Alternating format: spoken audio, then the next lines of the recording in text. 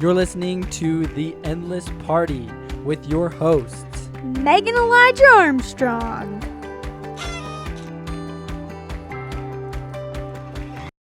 Hello everybody and welcome back to The Endless Party. Today we are excited to share with you, this episode's kind of cool because we did a real life experiment on a principle that we learned from one of the new books that we've read. Yep. So we have recently read the book by Norman Vincent Peale. I have it right here. It's called You Can If You Think You Can. And basically it's just a book about eliminating can't out of your vocabulary and making your dreams come true based on your mentality, like the mentality of you can if you think you can. Mm-hmm. So there's kind of a backstory to this whole podcast. We recently moved and we are in need of a couch. Yeah. We haven't bought furniture our whole marriage. We lived in some furnished apartments, and when we got here, we realized, to make our house a home, we would like to buy a couch and just a couple other things to, furnish the place. So why do you keep sharing? So we wanted to buy a couch, but we didn't want to break the bank, right, so to speak. So we decided that instead of we're going to use our savings or anything that we've stored away for a rainy day, we decided that we're going to find a way to make money in an alternative sort of fashion. Yes, and we were also, I think, inspired by just people around us who we saw were just making money and odd ways. Yeah, in just odd ways. And so I was like, oh my goodness, let's not take it out of our savings account. Let's try to let's try to make this money. I really want a couch. Yeah, and so what we did was we actually took 4 principles from this book. You can if you think you can. He has, I think, 14 principles, but these 4 are what we focused on. And so we're going to kind of just dissect them and even show you the clips from what we decided to go and actually do and how we actually earned money. And I'm going to be completely honest. I was like, I don't even know why. I was like this little storm cloud. I was just super negative, and I looked for every single way that it wouldn't work. And it was just garbage. So honestly now, we're gonna cut to a clip real quick from our experience, and that way you guys get an understanding of what it is that we actually did. There's Sharif. That is not Sharif. Okay. Okay, so we decided that we were going to do an experiment to pay for our rent. We're going to see if we can sell hot chocolate to high school kids. So I don't even know the legal parameters of this whatsoever. So I'm really So we didn't look into them, so we didn't know. So it's like, what's that phrase? It ain't fixed. No. It ain't, bro. It's like, I don't know. Basically, Fish out of water. Something along the lines of, if you don't know, you don't get in trouble. What you don't know can't hurt you? No, I don't know. Anyways, so we're going to go sell the world's best hot chocolate today. We have the world's best sales I'll show you the sign here in a minute. And we have the world's luckily, best sales girls we don't have to do a lot of selling. Like Meg said, we have our 2 baby girls that will probably do the selling for us. So wish us luck. We'll see how this goes, and we'll keep you updated. Peace! Okay, so as you can see from the clip, we decided that we were going to make a hot chocolate stand instead of a lemonade stand because Pocatello is cold right now. And so lemonade we decided wouldn't sell, and as we, realizing we live in the great city of Pocatello, Idaho, there's not a lot of There's no place to sell. Right, it's not like we're on the beach in California or Times Square. We're not in a big university. No, we're not in a city. city. There's a small university. Right, but we're not in a city where there's a lot of people, or huge destinations where people go. Huge public places. So the best place I thought of in this city were high school. Yep. Where high school is. And I thought, hey, we're pretty cool. Why don't we start talking to high schoolers? In that clip too, I meant to say it's better to ask for forgiveness than permission at times. Because we had no idea what it was that we were doing. We didn't know if it was even allowed. But we decided to just send it anyways because you can if you think you can, right? Yeah, and as we talk about this experience, it was just really cool because it was just cool to like take an idea and then put it into actual fruition and then see like results. Mhm. And it was really cool too because it was something that was so simple, you know, but it's interesting because you don't see a lot of people doing it either. Like, how many people do you know have shown up to local high schools and just started selling hot chocolate to No, for sure. high schoolers? It's interesting too. So like the first principle he talks about is all the resources are in your mind.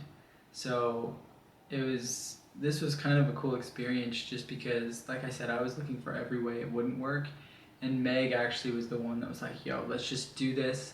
Let's get it done. Let's go sell hot chocolate to high school students. And finally I was like, you know what? Yeah, let's just do it. So we actually did it, and it was pretty cool because, I mean, don't get me wrong, we didn't make like a crazy amount of money because we didn't want to rip these kids off. No, we sold we it sold for it a for dollar. A dollar for a cup of hot But chocolate. what's interesting is we actually ended up making like, I want to say it was like $15 in like half an hour. Yeah.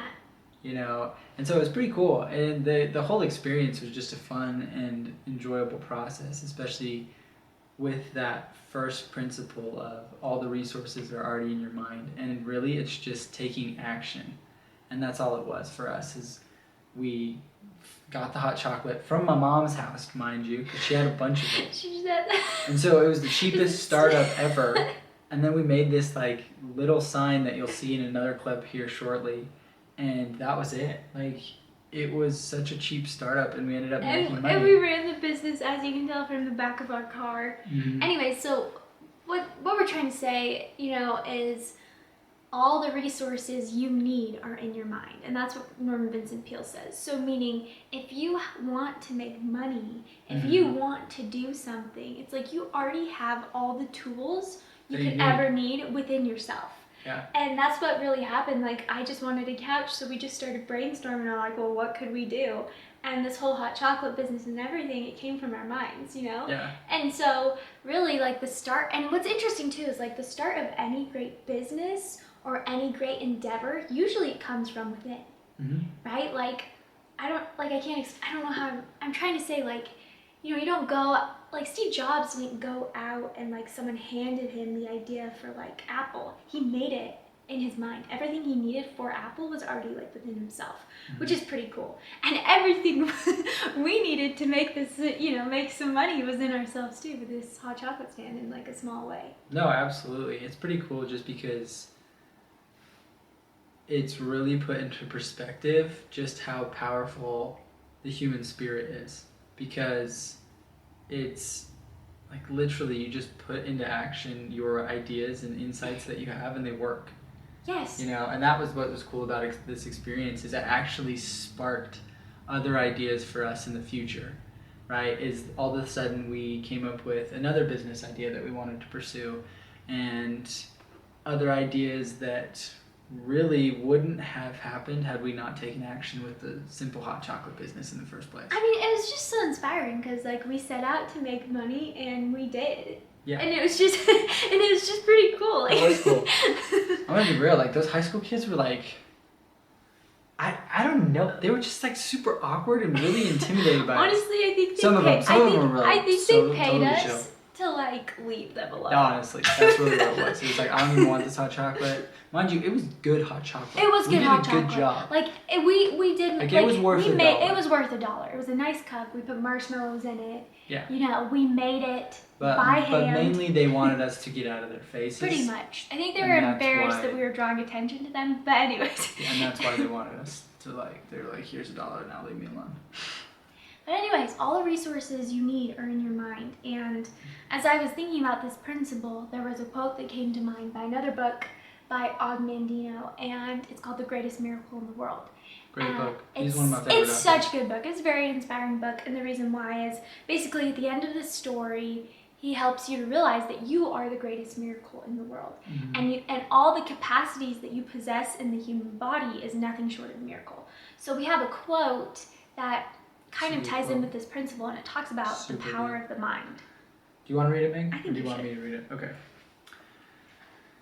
So he says, are you feeble of mind? Can you no longer think for yourself? No. Your brain is the most complex structure in the universe. I know. Within its 3 pounds are 13 billion nerve cells, more than 3 times as many cells as there are people on your earth.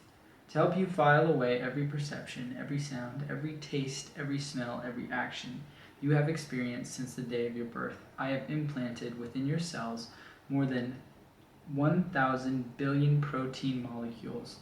Every incident in your life is there waiting only your recall. And to assist your brain in the control of your body, I have dispersed throughout your form 4 million pain-sensitive structures, 500,000 touch detectors, and more than 200,000 temperature detectors. No nation's gold is better protected than you. None of your ancient wonders are greater than you. You are my finest creation. Which honestly is like pretty mind-blowing. It really Which is. is kind of funny because it's talking about your mind. But it is mind-blowing because just to think about how intricate your brain in and of itself is. So no wonder all the resources you need are already in your mind, right? Like it just makes sense. Yeah, it's just so inspiring that because of even this nation that we live in and who we are as human beings, we have the capacity to really accomplish whatever we set out to do. Mm-hmm. Especially when you can't, and you especially can when you think you can. Yeah. When you eliminate that can't out of your vocabulary and you just choose to pursue action and figure out how you can make it work. Yeah. It's just incredible. I mean, just on this principle alone, we've learned so much and we've just tried to implement it and we've seen the results. And so we encourage all of you to try it. Just see what you can create just with yourself alone, just thinking. I actually want to sidestep into the next principle, which is, what are you afraid of? Forget it. And I actually want to take you to this clip because it's hilarious. And this was the entire process where we sold to high school kids. Meg just didn't care at all, which was so awesome. She was just like, you know what? I don't even care. So then she would just chase these high schoolers down. This is a short clip.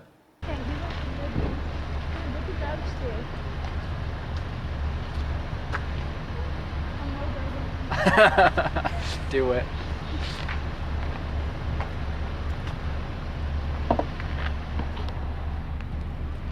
Meg's been just hunting people down.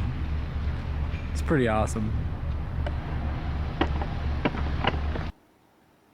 So she legit just would honestly just chase him down all the time. She's like, I'm gonna go get those guys. I'm gonna go get this girl. And because of that, we ended up with probably, I would say, 10 to 15 more sales easily.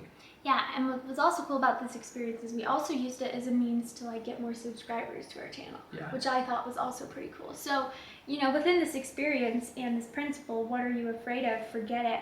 I think it actually has kind of a backstory for me. So when I was in middle school and even initially in high school, I was actually incredibly just self-conscious and I was afraid to be who I really was.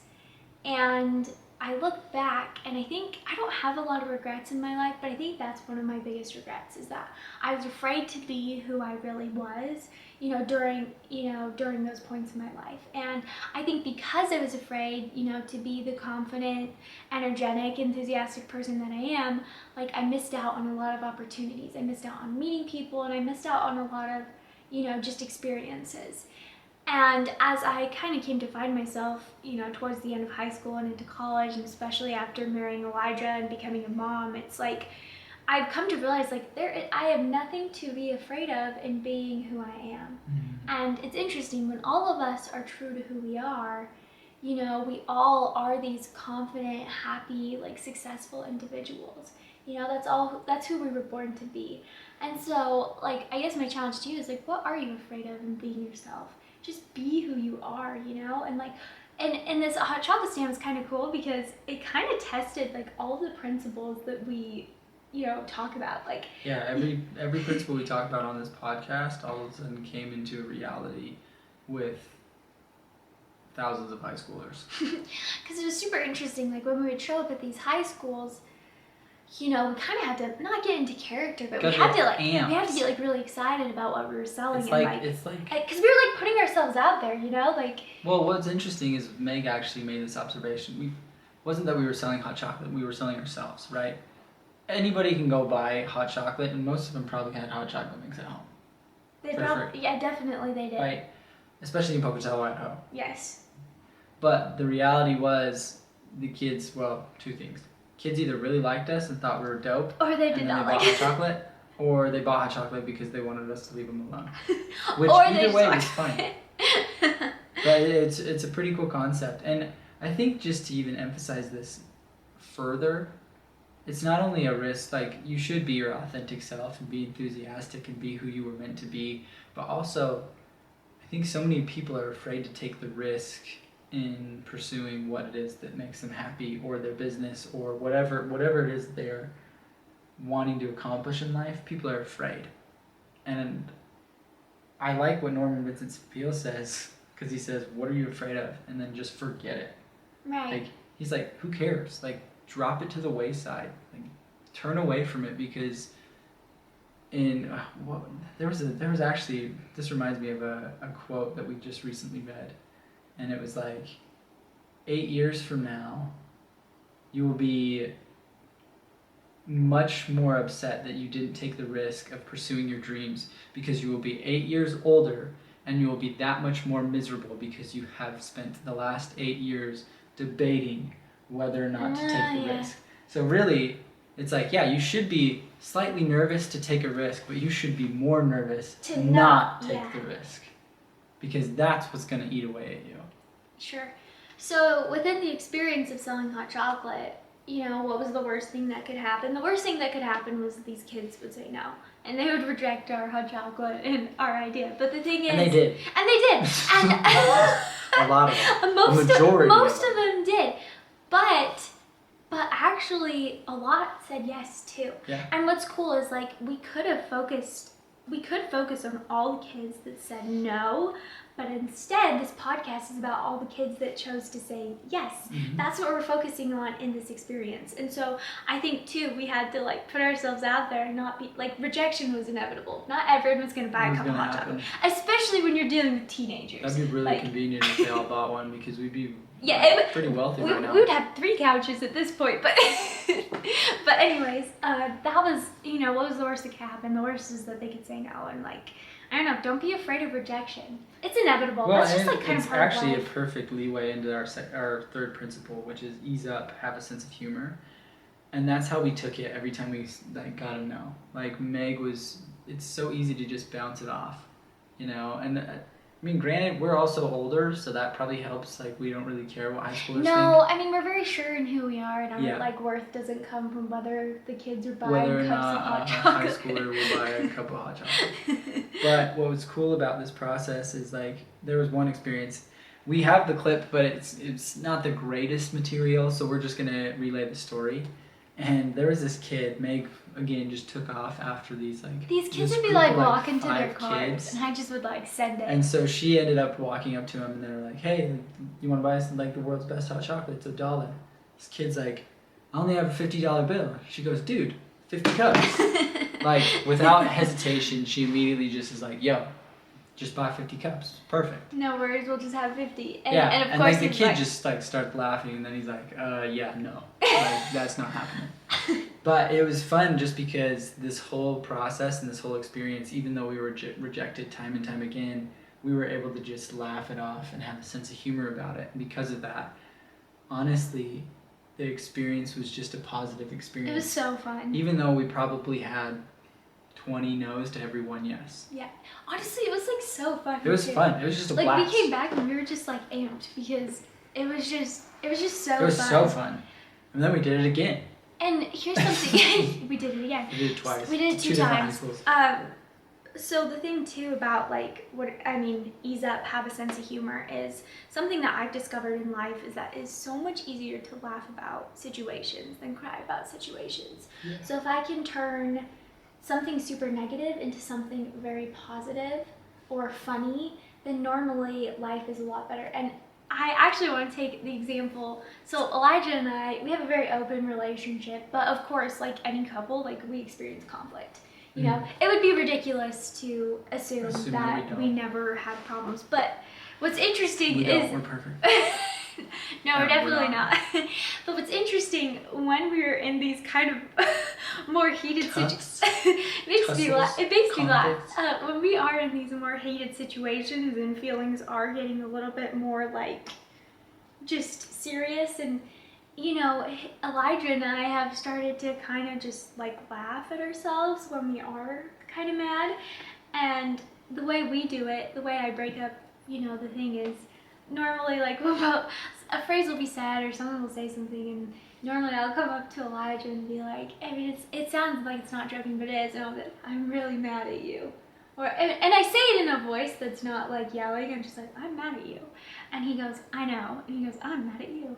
And in doing that, normally we start laughing, and then we can like work through. And then That's actually, super easy. Usually honestly, that's as it. soon as the person said, well, I'm mad at you, then like Pretty much over. it's like over in that moment. Yeah. I don't know why. It just works out for Well, a I think relationship. it's just have a sense of humor about it, because sometimes, I mean, anybody w's listening to this that's in a relationship knows that some of the stuff that you argue about is Most of the it's stuff so is so dumb. dumb. like, it's the most petty and pathetic squabbles that you could Most ever of it's imagine. so dumb. But it's funny because we finally end up, as soon as the other person says like, I'm mad at you, it's like, oh yeah, well, And I think I realized why it's it's kind funny. of a joke, so I think it's funny because like when the person says I'm mad at you, it's very petty, and then it like it's into it perspective puts into how how petty the fight is, because yeah. like, well, I'm mad at you, That's a good and then point. I think then it's like super funny, Yeah, I would agree with that. and the other actually. person like can't help but smile. Yeah. So through this whole process, honestly, just have a sense of humor with whatever it is that you want to pursue, because it is so much better to laugh than it is to cry in this life. So much better. And because of that, our relationship's better. The hot chocolate experience was better. It was so fun. Everything in life is better. And I mean, don't get me wrong, there's times that you should cry in your life. There's sad things that happen. But for the most part, when it comes to taking risks and dreaming and believing in yourself, like, it is better to just laugh it off. Yeah, ease up, have a sense Ease of up, humor. have a sense of humor. So this last principle was pretty awesome, because he says it's always too soon to quit. Meaning, there's never a good time to quit. You should never quit. And we're actually going to pull to this clip, because I was ready to pack up shop. Granted, lunch was getting close to being over, so like we didn't really have kids there anymore. I think I was still in the parking lot trying to sell my little Yeah. heart out. And so finally I was just like, yo, Meg, you ready? And then, so let's just cut to the clip.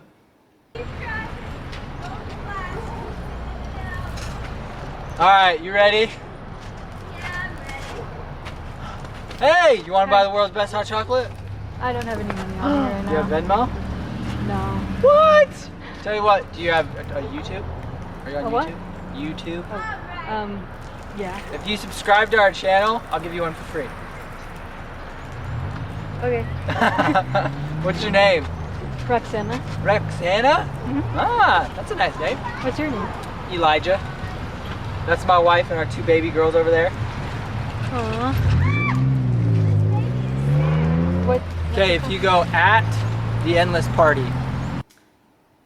So yeah, that's what the clip was. And when I was like ready to pack up shop, sure enough, this like senior, I don't even remember her name. It's in the Roxana? clip. Roxana? I think it was Roxana. Something like that. Roxana. She was a senior, She's and very then she nice. was like walks past, and she like ends up subscribing. So that was super cool. But it honestly like taught us the principle that it is always too soon to quit. Like there's always one more person out there that's willing to buy hot chocolate, or listen to your dream, or whatever it is that you were striving to accomplish. Sure. I think two phrases I repeat in my mind daily, and I love them so much. One is, I don't believe in defeat. I don't believe in defeat. And I say that over and over as Elijah and I are just working through just whatever we are in the day. And then the second one is, persist until you succeed.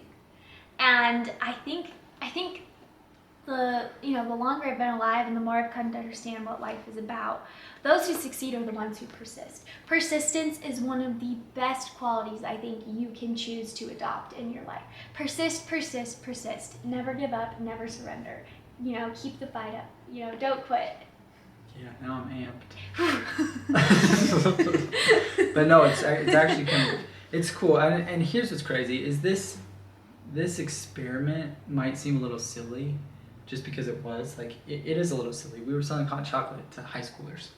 But at the end of the day, it taught us the value that all of these principles can be applied in every aspect of your life, including this podcast, including other business ventures that we are striving to accomplish, including your marriage, including relationships, including everything, right? Like I said, it was a silly experiment. But at the end of the day, it showed that the principle you can, if you think you can, works. Mm-hmm. Like, it is not just this fictitious motivational phrase. It is foundational and, like, what am I trying to say? It flat out works. It just works. Yeah. It's just like proven to work. Yeah, we proved it. It's like gravity, right? It's like, just there. You try to go It's prove just the that law of the gravity universe. doesn't exist, and real quick, you jump off a building, you're going to find out gravity exists. This principle is just as dominant as gravity. Like, if you believe it, you can actually accomplish it, and it's pretty awesome. Especially, you know, if you use the resources in your mind. I think this principle too, you can if you think you can. I think Elijah and I have personally really seen it in our lives within like the world of athletics. Oh yeah, for sure. So I'll just share a little bit. I'll share a story. So in high school, I started running when I was 14. I just started on the high school track team. I didn't have any background. I didn't have any, you know, fancy training. I just joined the high school track team, and pretty soon I realized that, you know, you can have an opportunity to be a college athlete, and you can run at the collegiate level. And so pretty soon I had this dream college I'd always wanted to attend, and pretty soon I realized, like, oh my goodness, like, I want to run fast enough so I can, you know, run at this school. And I was like, you know, for the training I did, like, I was relatively good, you know. But what was interesting is, you know, my senior year, I really wanted to make it onto this team. And there were a couple of people in my life who they just told me I probably wasn't going to make it. My times weren't fast enough, whatever. Poop heads. Pretty much. But I had this, like, deep resolve within my heart that I was going to make it. And I just seriously didn't think about the option. Well, let me interrupt real quick, because she also contacted the head coach of that university and said, what do I need to do to get there? That is part of the story too. First, you know, I used all the resources I could. I trained as hard as I could. I contacted the coach. You know, I showed up to a meet that I knew that she would be at. Like, I did all the things I knew to make it into this school. And then I just had this, you know, mentality that I was going to run there. And there wasn't anything anyone could say or do to, like, stop me from getting there. And so I make it through the track season, I run at my state meet, and I, you know, emailed the coach my times, and sure enough, she granted me a spot on my team. You know, I did it. And to most people, you know, who knew me, they didn't think I was gonna make it, but I did. And I think what was cool is, you know, I married Elijah, and I soon realized that there was a lot more I could have been doing in high school that I didn't know I wasn't doing to train. But I think the biggest, like, my biggest advantage, and the reason why I made it, is just that belief that I knew I could do it. No, absolutely. And I saw it work. You know, Yeah. I put in all the work that year on the track, and then I made it to my dream school, and it was so fun. So. Well, no, I actually have a similar story. So my freshman year of high school, my dad took me to the state championship for the high school athletes in the division that I'd be competing in the next year when I was in 8th grade. And so I watched as these, you know, to me, they were high school giants win state championships. And I was like, wow, like, these guys are incredible. And luckily I had a very supportive father who coached me through the entire process, and who was a college athlete himself, but he also was like, no, like, you can be there, like, you can be at this level. And so beginning of my freshman year in cross country, I was like, okay, yeah, like, maybe, like, I'm pretty good, but, like, we'll see what happens. And I ended up racing the defending state champion, and I lost by like 100th of a second. And that moment, I was like, I can win the state championship. I can do this. I can win this. Like, he just barely beat me. And, like, I know I can win this. And so I put in the work, just as Meg did, to get to the college that she wanted to run for, by contacting the coaches, putting in the work, running the times. And I ended up talking to my dad, who was my coach, and I said, look, I know I can do this. Like, what do I need to do to do this. And it ended up that I won the state championship as a freshman, and because of that, it was just that undying belief. I remember standing on the starting line of the state championship and saying, like, This is I have mine. done everything to Yeah. prepare. No one is going to take this from me. And it's cool because we've seen this principle work in our lives in just a small and simple ways like hot chocolate, as well as larger ways like running for our dream College school scholarships. or winning a state championship.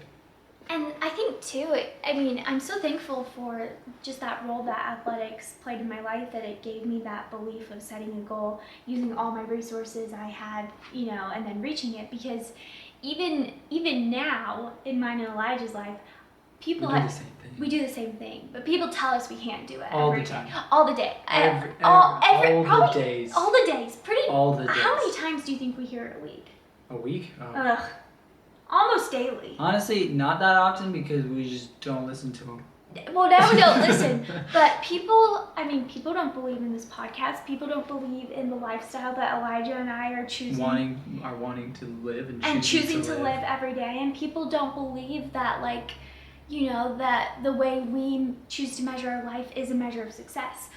And here's what's kind of cool about those people, though. They also are bringing this principle to life because they believe they can't, and they're right. Yes. And they would also be right if they believed they could. But the problem is there's actually a poem, whether you think you can or whether you think you can't. Right. You're right. And so that's what we choose to believe, is we believe that we can. And we we really hope everybody that's listening to this podcast or watching this podcast will believe in themselves, will believe that they have the capacity to do great and marvelous things, because we all have it in ourselves to do those great and marvelous things. We've seen it in our own lives, just from our athletics, just from a hot chocolate experience, and just from this podcast. And what's cool is there's nothing unique about me and Meg. I mean, there's obviously a lot of unique things about me and Meg. Yeah. But what I'm saying is that every single person has special talents and abilities that they should be sharing with the world. And all you need is a little bit of belief in yourself. Absolutely. You have every resource you need within inside yourself. So once you one, believe in those resources, and then two, never believe in defeat, 3, keep a sense of humor, and 4, persist until you succeed. You will be successful. You can. It's inevitable. You can if you think you can. Absolutely. And that is today's episode. That's the ladies and episode, gentlemen. folks. So, believe in yourself. You can if you think you can. And also, go ahead. wait, what were you No, gonna say? go ahead. No, you go. No, by all means. It's the last thing I want to That's say. fine, cool. Okay.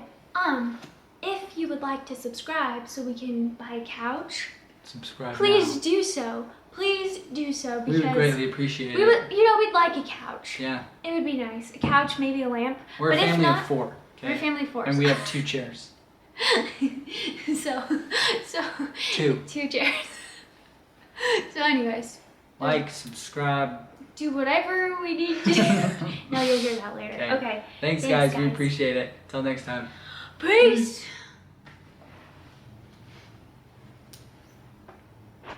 You've been listening to The Endless Party. Please feel free to join us over at our website, theendlessparty.com, for more of our content. Also, we would love to hear from you. Leave some comments and let us know what you're interested in us talking about. Seriously, subscribe, leave a 5-star rating, whatever it is the platform says to do, so that we can keep partying together.